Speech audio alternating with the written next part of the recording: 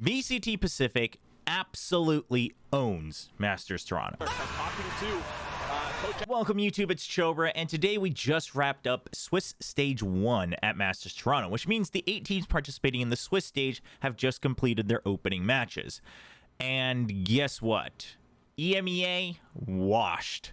America's looking a little shaky. Pacific, clean as ever. And VCT China actually put up a pretty good fight too.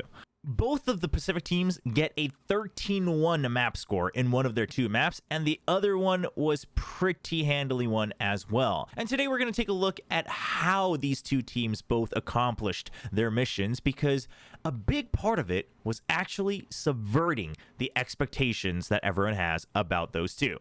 So let's dive right in. PRX, we're going to take a look at a couple moments from the very opening map of Masters Toronto. It happened on Pearl, and this was PRX's pick.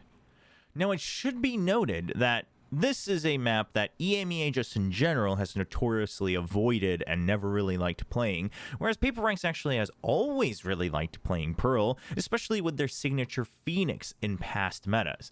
So, all things considered, Heretics should have known this was coming, and quite frankly, I would like to believe that they did, because looking at their composition, they definitely put some thought into it. They're bringing out the Breach, which we don't see commonly on Pearl, but I would argue that it has its places alongside actually Yoru, which I think works out very well. You're running double initiator. This on paper is a very workable composition. On the other side, though, PRX bringing out something new. You have the Raze returning for GENG now onto Pearl. Not an agent we see very commonly on this map. They're still keeping the Yoru, despite some of the changes both to Yoru, of course, in the previous patch, and of course just overall in the meta, but they're still preferring that. You've still got the Vice, and then you have Fade and Astra as well. So overall pretty common agents, but not such a common combination for PRX. Now before we jump into this, it should just be noted that something that slipped under the radar for PRX is going to be the fact that they actually played this composition not long ago. They played it at the EWC qualifiers online, not broadcasted. It was still Mindfreak playing in this one as well. He played the Astra, which meant Forsaken was on the Fade, but GENG clearly popped off in this match as well. So that's just something to note. They were working on this for a little bit. Now, the first thing we're going to notice is going to happen straight away in the pistol round. So right off the rip, if we take a look at the mini-map, you're going to see PRX exploring mid, as they often like to do on this map, while Heretics has completely cleared out B main. So quite frankly, in all things considered, generally when we see a defense who's able to just eliminate an entire part of the map, you think defense is in a pretty good spot. You've got a Killjoy who can anchor and delay for a little bit. They've got information on main. They're just checking for, you know, a pinch onto A. And then you do have Woot, who's already getting information, as we see on screen, that there's something going on here in mid. So as we let this play out, Woot catches a little bit, so now you know mid's been taken over. You see Benji Fishy backing out. He's taking a far back position. He's going to wait for his team because you know you have the full surround. You're pinching onto the site. It's looking good. Meanwhile, PRX, they're like, all right, we see no opposition. We're going to jump in. Now, you clear out some of the Killjoy util, but let's remember what just happened. We did not see anything on the B side for PRX, right? They had smoked this, so they have no information here. They heard one gunshot, but that's about all. You did not have the Vice wall either, so you have no information about your flank. So they're going for the plants, but now they start moving back and they say, okay, we actually don't want to plant default because we actually don't have any information about our flank. Now they're trying to draw everybody in. They see the Haunt coming in. They realize, okay, they might be ready for a flood. They're drawing out the fault line. They're drawing out everything, and during all of this, they've actually gone all the way through spawn. And they just start to cause chaos. Now, it does start to go 1-for-1 trades back and forth. And if Forsaken doesn't get the kill here, yes, Heretics would have been up in numbers. But I think something that we need to remember here is simply the fact that this is, this is something I'm trying to work on, is trying not to be too impressed about the basic things that PRX is doing. But while this is very basic in theory, you actually don't see a lot of teams do this very, very well, very consistently. And what I mean is when you have zero information about where everybody is on defense and you get a site for free, there's two things you want to be working on. One is you need info. Like, you got to figure out what's going on. But two is you got to figure out where you're going to get further reach, because it definitely, you're not feeling safe on the flank. Now, this is a little bit different if, let's say, you have like a Cypher who has global passive util, and you're like, well, no, it hasn't been broken like here, and you know, whatever, wherever you might have put it, maybe you put it even here just for safety. You're like, no, I think we're pretty good. Okay, that's a different story. But when you don't have that, or maybe you only have one position covered because of whatever Sentinel you're running, then you have to start to consider, okay, maybe we need to push further. Like, we got to pick and choose and push out of somewhere. But to do that, you need information. So it's a step-by-step process. The fact that they had the awareness to say, let's actually not stick for the default. We have zero idea how we're going to hold this. We actually don't have post-plant positions figured out yet. And this is a problem that has plagued PaperX forever. And they said, okay, well, let's like secure positions and then go for the plant. Oh, and it's not secure? Then let's not plant and let's fight and then let's rotate because we have information. Again, in theory, like when we say it out loud, when you write it down on a piece of paper, it sounds very simple. But I got to say, to that extent of like everybody committing to that, drawing out util step by step, sticking together for the trades, not rushing the plant, not committing to the plant, things like that, you don't see a lot of teams actually still doing it consistently enough. So I think it's worth giving a little bit of applause here. Now, another round we're going to take a look at is going to be round 9. Now, obviously, PaperX has been kind of running laps around Heretics, both in terms of duels, but also the macro. But once again, the self-constraint, but I'm not just talking like, hey, let's chill, let's slow it down. It's not just running down the clock. It's not just simply changing the pace for the sake of pacing. It's going in with the plan of saying, okay, how do we maximize our win percentage? So right off the rip, you're going to see that they're going to go for the haunt over by A. It's going to clear out both art and main, and you start to go for the pinch. You are set up for the nightfall, and in fact, you want to go for a fast hit because you haven't seen anything here, so you want to push them back further. You're seeing Killjoy util come out, and Jing starts to creep in, coming in from art, and then they use their ults as well. And all of this is because there's big ults on the other side. This actually draws out Mini Boo with his Yoru ultimate. So it's like, okay, you got one, but you actually didn't get two of the other big defensive ultimates on the side of Team Heretics. And so without that information, you having been pushed away because of the Yoru ultimate and not being able to take advantage of the timing that you got from the Steel Guard and from the Vice, PaperX says, all right, let's chill. We're at a minute. You have time to work with, right? You know that no one's pushed fully out. Your flank isn't entirely exposed. Obviously, mid's a little iffy, but just in case, therefore, Patman is just making sure that he's going to have clearance around the back, and everyone else is just chilling, right? Do they refill the site? Like, what's Heretics' call here?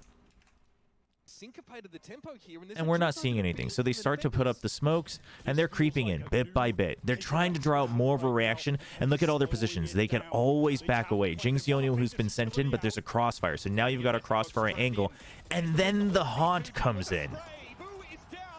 So all of this to wait for that cooldown, and you use the second haunt to absolutely secure all the kills to get onto site.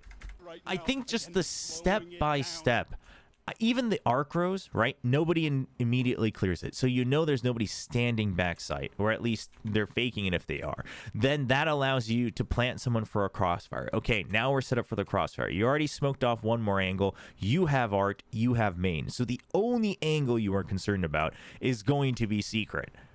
And then the haunt comes out. Haunt comes out up top, and it pings them from way above. Look at both of them getting tagged here. It's insanity. Look at the minimap. It's standing right close to the entrance. Gets the tag on too. Now, even if it didn't get the tag, getting the tag actually benefits a lot here because you can go for the wallbang. But even if you don't get the tag, then you have another star set up for backside so that you can cut this apart one by one. They go for the Nova Pulse just to be clear, so that way you know that you're only looking at 2 different choke points to spray it down. And it's like, PaperX was not a set play team, and this isn't some crazy elaborate set play, but the fact that they wait for the haunt cooldown to come back before they actually start to go for their execute, and during all of that time they are slowly pushing up the line of scrimmage to cut the site in half so you don't have to re-clear every single corner. It's things like this that we've never seen from PRX. The fact of just, all right, slow down, reset, wait for cooldowns, continue to trade util for util, but now we have the advantage because we've already eliminated so many more angles, so the execute's a lot easier. Now let's take a look at Gen G. Now, something that Gen G did, they subverted expectations right off the rip because MIBR picked Sunset.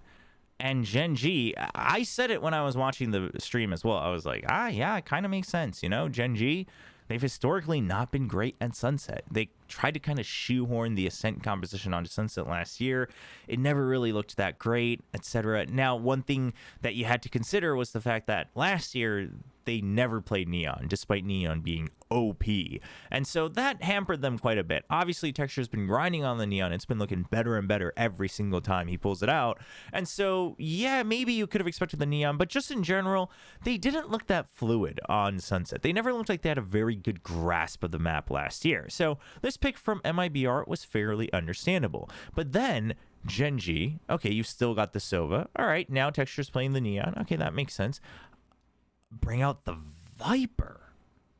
I mean, listen, love it or hate it, Munchkin's good on the Viper, right? Whether you want them to change their compositions on certain maps, which shall not be named, is a totally different story, but they make it work. So he brings out the Viper, and then Foxy on the Deadlock. Now, personally, I love Deadlock on Sunset. I think it's a lot of fun. I think there's a lot of things you can do. I think there's a lot of delay you can do. And just in general, I just think we should see more Deadlock ever since the GravNet changes being now her signature. So that's all there. But Gen G pulling this out was rather surprising. But let's take a look at how this all works out. So Gen G starts on defense. They obviously selected the side. They started with a pistol win. They're up 2-0.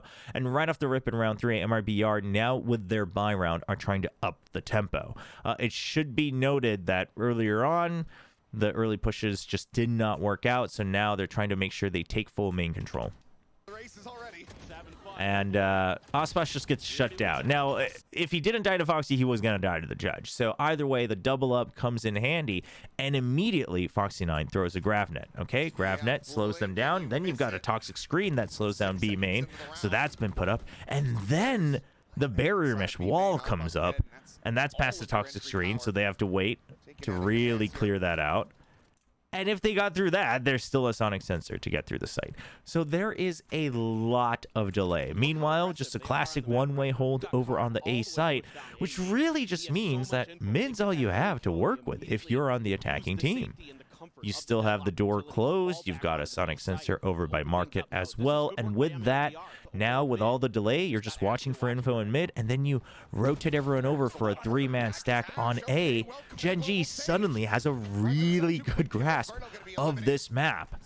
And this all starts with the Deadlock and Viper combo. I want to say it's the combo because what you'll notice throughout a lot of these rounds, if you go back and watch, is that it's just the combination of utility that allows A, for the Deadlock to be able to kind of switch up their setups and mask it through the usage of the toxic screen, but B, also just multiple layers of delay if you don't completely take over B main from the rip, right? Because otherwise now you have to go through the first stage of the toxic screen, then the second stage of the toxic screen, then the third stage of the toxic screen, depending on the timing, and then you have to worry about potential Deadlock util. The other thing that should be noted is that this is very similar in concept to the way that Gen G plays Haven, in that one toxic screen, or in the case of Haven, the one poison cloud, allows Foxy9 to vary his own sentinel setup to then confidently anchor on his own if need be, and play for delay or in positions where he's good for 2 so that you have the numbers advantage. So this all works out quite well. So take a look at the very next round. Once again, that was the buy round from MIBR. Now their econ not looking so hot. So Gen G feeling pretty good. They go for a 3-man stack beginning on A once again. You've got the toxic screen, and now you've changed up the sonic sensors a bit more. This time the sonic sensor making sure that it's prepped for a rush.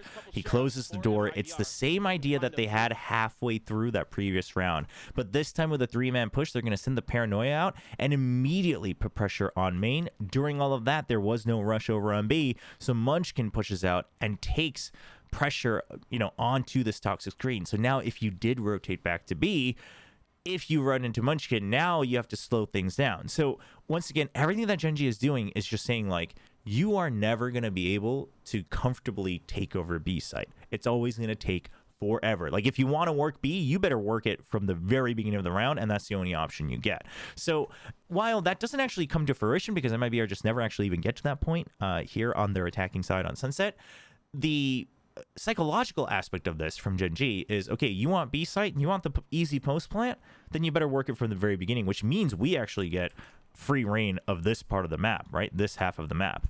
And so that means we get to have easier flanks, we get to take over mid, we get to make sure that our retakes are better. If you don't do that, then you're kind of funneled into A because you don't have any many options. And now if you're pushing out of A with a paranoia and you're putting on pressure, you really don't have many options, right? The drone gets taken out right away. You see the neon. And so MIBR is more or less forced to go through mid. And they are spotted during this. Foxy9 already gets one kill. They makes the call. Charon's there. Even if Charon goes down, Ash was ready for the trade. Texture goes out. He's still holding for the potential pinch. And then once again, look at the deadlock value as well. The barrier mesh comes out in mid. So if there ever was a rotate, now you got Sonic Sensor to worry about. You've got barrier mesh to worry about. There's nowhere for MIBR to go. They are just being absolutely suffocated. And yes, they're on stingers, but the overall concept of the map is the fact that just with the variance of where you place the deadlock util and the toxic screen, this now gives Gen G such free reign of putting easy, like, they actually get easy passive pressure on B on the defense, and then you can choose when to put active pressure through the one way another util on A main. That mid's really all you have to work with, but then you've got Door and Sonic Sensor, you've got things like Barrier Mesh, and at that point, obviously, Gen G is going to have an easier time of just watching mid in the future. And on that note, I mean, I kind of said the same thing, so Solo's looking like a genius here, but in case you missed it, let's just take a look at what Solo said about that sunset. 아메리카 팀들이 선셋을 좋아하는 거 알고 있었고, 그리고 저희가 뭐 작년에 보면은 약하다고 평가할 수 있기 때문에 픽할 거라고 예상을 했었기 때문에 저희가 준비를 잘 했습니다. So, subverting expectations, you know, preps against that. This is basically kind of the proactive ante against what you think is coming. He antes the draft more or less, and they come up with a nice plan that is unique. That's actually a little bit different from the old school 2024. Try to make sure that you just have an info heavy 4-1 default composition on every single map. No, I mean, yeah, now it's looking like they're gonna have Viper on every single map, but aside from that, again, it is much more about how they're able to put the pressure and just simplify the map a little bit for themselves. So those are just some examples of how PRX and Gen G just completely demolished their opposition in their opening matches of Masters Toronto. Now, sadly, they have been matched up against each other in the 1-0 matchup later tonight for Masters Toronto. So one of them is going to get a 2-0 scoreline going into playoffs. The other will have to play one more. But given how they look so far, I think neither one should be too worried. Now, obviously, you've got the best teams in the world, so you should never be completely relaxed, but they are both looking very promising, and it looks like Pacific should be on a good route to try to get all three teams into the playoffs. If you liked what you saw in this video, by the way, I do have a full version of the video where I go through some extra rounds and different aspects that I also think contributed to both PRX and Gen G's success in their opening matches. So that video is available for our YouTube members, so if you want to check it out, please consider signing up for the YouTube membership. But otherwise, thanks so much for watching. Please leave a like and a subscribe onto the channel as well. That always helps a ton. And of course, don't forget to let me know who you think are the teams that are going to go out into the playoffs for Masters Toronto, or move up rather, not go out. That makes it sound like they're getting eliminated. But who are the teams that are moving up into the playoffs? I'll be waiting for that in the comments down below. And of course, I'll see you in the next watch party.